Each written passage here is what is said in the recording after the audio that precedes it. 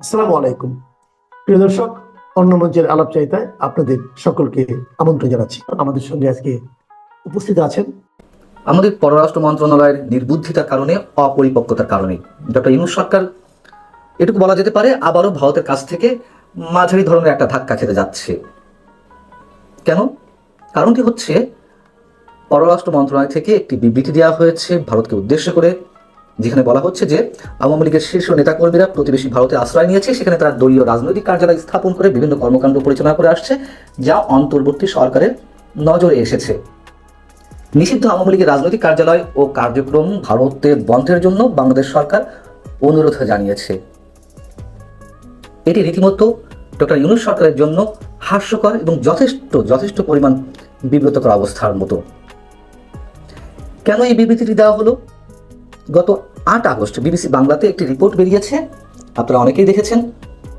একটু ছোট করে বলি, কলকাতা লাগোয়া উপনগরীতে শয়ে শয়ে বাণিজ্যিক কমপ্লেক্স, রাত দিন লাখ লাখ মানুষের ভিড় স্থানে দেখা যেত না। এদের অনেকেই মাত্র 1 বছর আগেও বাংলাদেশের সব থেকে ক্ষমতাসীন রাজনৈতিক ব্যক্তিদের মধ্যে অন্যতম ছিলেন। তারা আওয়ামী লীগ ও এর সহযোগী সংগঠনগুলোর শীর্ষ এবং মধ্যম স্তরের নেতা। তারা যে বাণিজ্যিক কমপ্লেক্সটিতে যাতায়াত করছেন কয়েক মাস ধরে, সেখানেই দলীয় দফতর খুলেছে বাংলাদেশ আওয়ামী লীগ। এখন এই রিপোর্টটি বিবিসিতে আসার পরে আমাদের দেশীয় গণমাধ্যমগুলোতে নানান ধরনের হইচই পড়ে গেল। তারাও এটিকে কেন্দ্র করে স্টোরি করলো এবং সরকারের কর্তা ব্যক্তিদের কাছে প্রশ্ন রাখা হলো যে সরকার এখন কি করতে চাচ্ছে। ভারতে বসে আওয়ামী লীগ রাজনৈতিক কার্যক্রম পরিচালনা করছে রীতিমতো দলীয় অফিস খুলে। তো আমাদের প্রধান উপদেষ্টা press secretary mister Shafiqul Alam বললেন যে আমরা পর্যবেক্ষণে রাখছি, বিষয়টা আমরা দেখছি। সেই পর্যবেক্ষণের জায়গা থেকেই কি শুধুমাত্র এই বিবৃতি দেওয়া হলো? কি প্রয়োজন ছিল এর? এবং কোথায় সরকারের জন্য ধাক্কা আসবে সেটা একটু বলছি। এবং বিবৃতিতে কি বলা হলো যে নিষিদ্ধ আওয়ামী লীগের নেতারা ভারতের মাটিতে বসে বাংলাদেশকে অস্থিতিশীল করছে। তারা দিল্লি এবং কলকাতায় পার্টি অফিস খুলেছে এবং এই ঘটনাগুলো বাংলাদেশ ভারত দুই দেশের সম্পর্কে, বন্ধুত্বপূর্ণ সম্পর্কে আঘাত হানতে পারে। কলকাতা এবং দিল্লিতে এই ধরনের পার্টি অফিস বন্ধ করা সহ আওয়ামী লীগের বাংলাদেশ বিরোধী সব ধরনের কর্মকাণ্ড বিরুদ্ধে কার্যকর ব্যবস্থা নেওয়ার জন্য সুপারিশ জানানো হচ্ছে। প্রশ্ন হচ্ছে, সরকার কি নিশ্চিত হয়েছে কলকাতা এবং দিল্লিতে আওয়ামী লীগ দলীয় দফতর খুলে, দলীয় অফিস খুলে তাদের রাজনৈতিক কার্যক্রম পরিচালনা করছে? সেখানে কোনো সাইনবোর্ড আছে যেটি প্রমাণ হিসেবে সরকার ভারত সরকারকে দেখাতে পারে? যারা লুকিয়ে আছেন, পালিয়ে আছেন বা অবৈধভাবে ভারতে অবস্থান করছেন, তারা তো একসাথে হবেনি, এটি খুব স্বাভাবিক বিষয়। কিন্তু যেই বিবৃতিটি দেওয়া হলো তার পরিপ্রেক্ষিতে ভারতের পররাষ্ট্র মন্ত্রণালয় কি বলবে? শ্রী রণধীর জয়সওয়াল চোখ বন্ধ করে বলে দেওয়া যায়। তারা নিশ্চিতভাবে বলবেই যে এ ধরনের কোনো বিষয় আমাদের জানা নেই। কি প্রমাণ উপস্থাপন করবে তার পাল্টা জায়গা থেকে বাংলাদেশ সরকার? বিবিসি একটি রিপোর্ট প্রকাশ করলো আর সাথে সাথে সেটিকে নিয়ে এই বিবৃতি দিতে হবে? আগেই বললাম যে তারা তো বৈঠক করতেই পারে, করছে আমরা নিশ্চিত। কিন্তু একটা কূটনৈতিক ভাষা তো থাকবে, আইনগত ভিত্তি তো থাকবে একটা অনুরোধ জানানোর সময় আরেকটা দেশকে। এখন ধরে নিলাম যে প্রত্যর্পণ চুক্তি রয়েছে, সেই প্রত্যর্পণ চুক্তিও তো ভারত মানছে না। হ্যাঁ, শেখ হাসিনাকে ফিরিয়ে দেওয়ার ক্ষেত্রেও তারা সেটি মানছে না। সেখানেও তো ক্লজ রয়েছে, যদি ওই রাষ্ট্র মনে করে, মানে যে রাষ্ট্রে সংশ্লিষ্ট ব্যক্তি আশ্রয় নিচ্ছেন সেই রাষ্ট্র যদি মনে করে ওই ব্যক্তির নিজ রাষ্ট্র তার ক্ষেত্রে অন্যায় আচরণ করছেন বা বিচারের বিষয়টি রাজনৈতিক উদ্দেশ্য প্রণোদিত, তাহলে কিন্তু তারা ফেরত দিবে না। কোথা থেকে আমরা তাদেরকে আটকাবো? এবং এর বাইরে যে অভিযোগগুলো উঠছে সেগুলো তো ভাষা।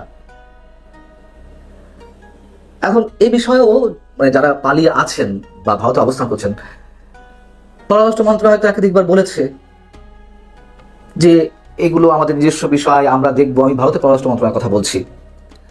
শেখ হাসিনাকে যে ফেরত চাওয়া হয়েছে, ফেরত চেয়ে একাধিকবার চিঠি দেওয়া হয়েছে, তার কোনো রেসপন্স, পজিটিভ রেসপন্স আসছে? ভারত সরকার তো বলছে বারবার যে আমাদের নিজস্ব বিষয়। এবং শেখ হাসিনা যে কথাবার্তা বলছেন, বিভিন্ন গ্রুপ কলে তিনি অ্যাটেন্ড করছেন, নানান ধরনের অডিও রেকর্ড তার বেরোচ্ছে, সেসবের ক্ষেত্রে থেকেও, সেসব জায়গা থেকেও তো থাইল্যান্ডে বিমস্টেক সম্মেলনের সাইডলাইন বৈঠকে নরেন্দ্র মোদীকে আমাদের প্রধান উপদেষ্টা অনুরোধ জানিয়েছিলেন যে তার কথাবার্তা বন্ধ করতে। নরেন্দ্র মোদী কি বলেছিলেন? যে এই ইনফরমেশন টেকনোলজির যুগে তিনি পারেন না, বা ভারতের এই ধরনের কোনো নীতি নেই কারোর মুখ বন্ধ করে রাখা, মুখের উপর বলে দিয়েছিলেন। সেই বিষয়টি আবার press secretary mister Shafiqul Alam তিনি বাংলাদেশে কি বললেন, গণমাধ্যমকে এবং একই সঙ্গে ফেসবুকে লেখালেখি করলেন। নরেন্দ্র মোদী বিশাল গুরুত্ব দিয়েছেন, তিনি বিষয়টি দেখছেন।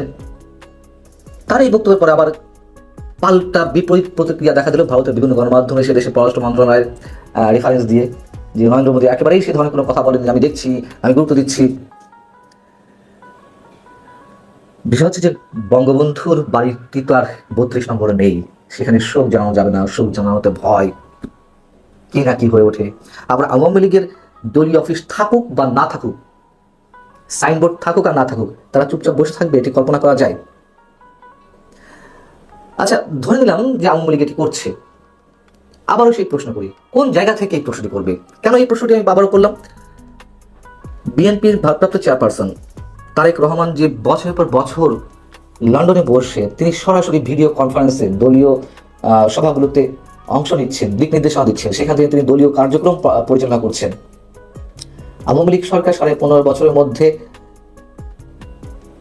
যুক্তরাজ্যের হাই কমিশনে কিংবা যুক্তরাজ্যের পররাষ্ট্র মন্ত্রণালয়ের কাছে কোনো ধরনের কোনো চিঠি ইস্যু করেছে যে আপনার ওইখানে বসে, আমরা আপনার দেশে বসে কেন তারেক রহমান একজন পলাতক আসামি হওয়া সত্ত্বেও এদেশের তার দল পরিচালনা করছে, কেন ভিডিও কনফারেন্সে অংশ নিচ্ছে? আওয়ামী লীগ ইচ্ছে হলো পারতো না, এটা তো কোনো বিষয় ছিল না। কিন্তু আমি মনে করিয়ে দিচ্ছি যে মিনিমাম একটা নৈতিক ভিত্তি থাকবে, একটা কূটনৈতিক সুলভ আচরণের মধ্যে দিয়ে এগুলো করতে হবে। আমাদের সরকার সেটি করে ফেললো। আপনারা সবাই জানেন গণেশ বলতে আমরা কি বোঝাচ্ছি, আর উল্টানো বলতে আমরা কি বোঝাচ্ছি। চারিদিকে যে হাহাকার, যে বিষাদ দৃশ্য এবং যেসব কল্পকাহিনী, গল্পগুজব, অনিশ্চয়তা একটার সঙ্গে একটা পাল্লা দিয়ে যেভাবে মানুষের কর্ণকুহরে পৌঁছে যাচ্ছে, তাতে দেশের একটা বদ্ধ উন্মাদও বলবে না যে দেশ স্বাভাবিকভাবে চলছে। সরকারের ভিতরে নানা রকম অসামঞ্জস্যতা, নানা রকম অস্থিরতা, এবং সরকার যে সঠিক পথে চলছে না বা চালাতে পারছে না, তার সবচেয়ে বাস্তব প্রমাণ হলো যে একটি সরকারের দৈনন্দিন কতগুলো কর্ম রয়েছে। যেমন সরকারি অফিসগুলো সকাল 9টা থেকে বিকাল 5টা পর্যন্ত চলবে। মন্ত্রী পদমর্যাদার যারা লোকজন রয়েছেন তারা নিয়মিত অফিসে যাবেন। আমাদের অ্যানুয়াল ডেভেলপমেন্ট যে প্ল্যান রয়েছে, যেটা আমাদের অর্থনীতিকে বাঁচিয়ে রাখে, প্রায় 3 লাখ কোটি টাকার সরকারি কাজকর্ম। এই কাজকর্মের মধ্যে রাস্তাঘাট মেরামত, নতুন বিদ্যুৎ লাইন স্থাপন, তারপরে কিছু পূর্ত কাজ, বিভিন্ন ভবন ভেঙে গেছে স্কুল কলেজ মাদ্রাসার, সেগুলো রিপেয়ার করা, ছোট ছোট ব্রিজ কালভার্ট এগুলো করা, এগুলো সাধারণত অ্যানুয়াল ডেভেলপমেন্ট প্ল্যানের মধ্যে থাকে। আর এর বাইরে বড় বড় যে প্রকল্পগুলো হয়, যেমন ধরেন পদ্মা ব্রিজ, মেট্রো রেল, এগুলো আলাদা ডিপিপি করা হয়, ডিটেলড প্ল্যান করা হয়, প্রকল্প হিসেবে তৈরি করা হয়। তো এই প্রকল্পগুলো পাশ করার জন্য আবার বিশেষ বৈঠক বসে পরিকল্পনা কমিশন, অর্থ মন্ত্রণালয় এবং প্রধানমন্ত্রীর নেতৃত্বে, এটিকে বলা হয় একনেকের বৈঠক। এবং সেই একনেকের বৈঠকে এই বড় বড় প্রকল্পগুলো পাশ হয়। মূলত একটি রাষ্ট্রকে সচল রাখার জন্য এই কাজগুলো এত বেশি গুরুত্বপূর্ণ, এত বেশি দরকার যে এইগুলো না চললে একটা রাষ্ট্র চলে না। রাষ্ট্রের পক্ষ থেকে জেলেদের চাল দেওয়া হয়, বিধবা ভাতা দেওয়া হয়। রাষ্ট্রের পক্ষ থেকে অন্তত 49টি বিভিন্ন খাত রয়েছে দরিদ্র বিমোচনের জন্য। এর মধ্যে 40 দিনের কর্মসূচি, টিআর, কাবিখা, ভিজিএফ, ভিজিডি, আরো কত কি। গিয়ে দেখুন তো গত 1 বছর এই কাজগুলো কি হয়েছে। এবছর কেন ইলিশ পাওয়া যাচ্ছে না? এর কারণ হলো প্রতি বছর এই ইলিশের মৌসুমে, ইলিশের প্রযোজন মৌসুমে যেভাবে সরকার জেলেদের পিছনে অর্থ ব্যয় করে, আর জেলেরা এই সময়টিতে যেন জাটকা ধরতে না পারে, এই জন্য যেভাবে আইন শৃঙ্খলা রক্ষাকারী বাহিনীকে নিয়োজিত করা হয়, সে তার 100 ভাগের 1 ভাগও এবার হয়নি। ফলে চাঁদপুরের কান্না, মানে এই যে চাঁদপুরের যে ইলশাঘাটের কান্না, পটুয়াখালীর কলাপাড়ার মহিপুর সবচেয়ে বড় মাছের আড়ত, সেখানে কান্না, সিলেটের নয়, ঠিক ওই চট্টগ্রামে যে ফিশারিজ ঘাট রয়েছে, সেখানকার জেলেদের কান্নায় আকাশ বাতাস ভারী হয়ে যাচ্ছে। সবার বক্তব্য যে এই বছর জেলেরা পেটের তাড়নায়, অভাবের তাড়নায় যেভাবে চাপিলা মাছ বলে জাটকা ইলিশ, ছোট ছোট 1 ইঞ্চি, 2 ইঞ্চি, 3 ইঞ্চি এরকম ছোট ছোট জাটকা ইলিশ যেভাবে নির্বিচারে ধরেছে, ফলে ইলিশ আসবে কোত্থেকে? ফলে যে ভরা মৌসুমে ইলিশের কেজি বড় জোর 1 কেজি ওজনের এক একটা ইলিশের মূল্য হওয়া উচিত ছিল 1000 থেকে 1200। সেই ইলিশের কেজি এখন 2600, 2700 এবং কোনো কোনো দিন 3000 টাকা পর্যন্ত কেজি উঠে যায়। মাছে ভাতে বাঙালি মধ্যবিত্ত যারা আমাদের সমাজে আছেন, তারা 3000 টাকাতে একটা ইলিশ কিনবেন, এই অবস্থায় এই মধ্যবিত্তদের নেই। কেবলই মাত্র উচ্চবিত্ত যারা রয়েছেন, ধনিক শ্রেণী রয়েছেন, তারা ইলিশ মাছ কিনতে পারেন এবং তারাও একটা যেখানে আগে 20, 25, 30 ইলিশ মাছ কিনে আনতো, নিজেরা রাখতো, ফ্রিজে করে সারা বছর খেত, আর আত্মীয় স্বজনকে উপহার দিত ইলিশ, এক এক বাড়িতে উপহার দিত। এই বছর ধনিক শ্রেণী যারা, তারাও 4টি 5টি বেশি ইলিশ মাছ কিনতে পারেনি। এই গেল ইলিশের অবস্থা। অন্যান্য মাছের যে ভিডিওগুলো আমরা দেখি, পদ্মার পাড়ে 2টো বিখ্যাত ঘাট আছে। একটা হলো মাওয়া পয়েন্টের এখানে একটা নারিশা ঘাট আছে, ওপারে জাজিরা পয়েন্ট আছে, আর আরিসের দিকে একটা ঘাট আছে মইনু ঘাট। এখানে নিয়মিত ইউটিউবাররা যান, জেলেরা মাছ নিয়ে আসেন এবং সেখানে আপনি মাছের দাম দেখলে আপনার মাথা খারাপ হয়ে যাবে। একটা ছোট রিডা মাছ, সেটার দাম এখন 3000 থেকে 5000 টাকা। একটা পদ্মা রুই মাছ, এগুলো 1500 থেকে 2000 টাকা করে কেজি বিক্রি হচ্ছে। ইলিশ মাছের বাইরে যে চিংড়ি মাছগুলো রয়েছে, তো এই যে আকাল, মানুষের প্রোটিনের আকাল। গরুর মাংসের দাম কত আমি কুরবানির পরে আর যেহেতু আর বাজারে যাইনি, আমি জানি না। কয়জন গরুর মাংস দিয়ে ভাত খেতে পাচ্ছেন তাও আমি জানি না। বাজারে যাই, বাজারে গিয়ে দেখলাম মাছ নেই, মাংস নেই, মুরগি নেই, হাহাকার করে। যেখানে নিউ মার্কেটে সন্ধ্যার পর একটা সময় ঢোকা যেত না, সেদিন নিউ মার্কেটে ঢুকলাম সামান্য কিছু তরি তরকারি কেনার জন্য, গিয়ে দেখি কিচ্ছু নেই, কোনো দোকানে মুরগি নেই। রবিবার দিন, যেদিন ভরা থাকার কথা। এটা কিসের লক্ষণ? কেন এমন হচ্ছে? সরকারের যারা কর্তা ব্যক্তি, তাদের মধ্যে বিষাদের ছায়া দেখা যাচ্ছে। আসিফ নজরুলের মতো মানুষ, অন্যান্য যারা উপদেষ্টা রয়েছেন, তারা বারবার বলার চেষ্টা করছেন আমাদের বিদায় অতি আসন্ন, আমরা ফেব্রুয়ারি মাসে নির্বাচন দিয়ে চলে যাব।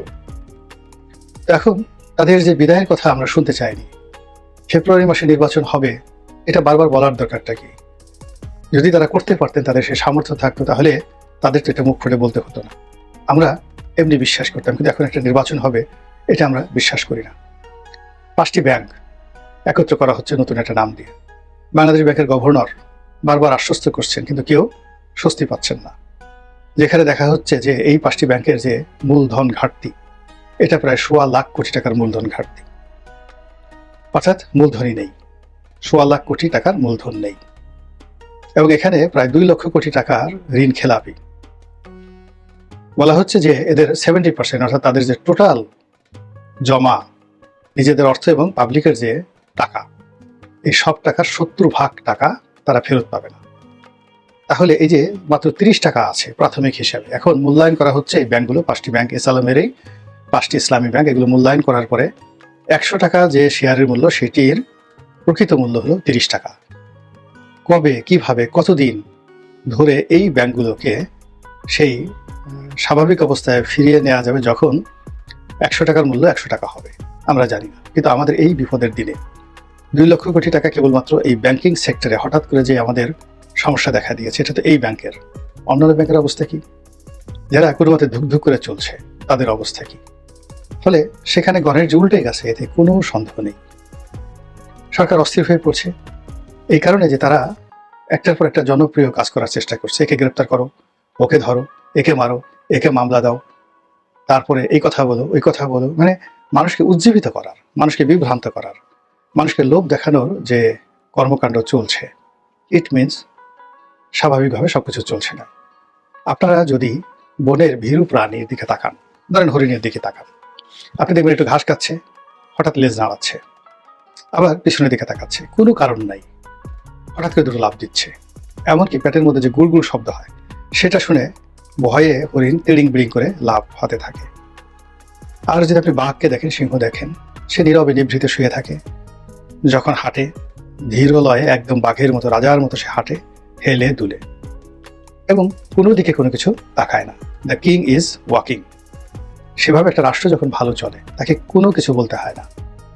রাষ্ট্রের বক্তব্য জনগণের মুখ দিয়ে বের হয়, রাষ্ট্রের বক্তব্য মুরগির বাজার থেকে বের হয়, সেলুনের যিনি খোরকার তার মুখ দিয়ে বের হয়, যিনি ঝাড়ুদার পরিচ্ছন্ন কর্মী তার মুখ দিয়ে বের হয়, কবি সাহিত্যিকের মুখ দিয়ে বের হয়, চিত্রকরের চিত্রপট থেকে বের হয়, সঙ্গীত শিল্পীর সুর তাল লয় থেকে বের হয়।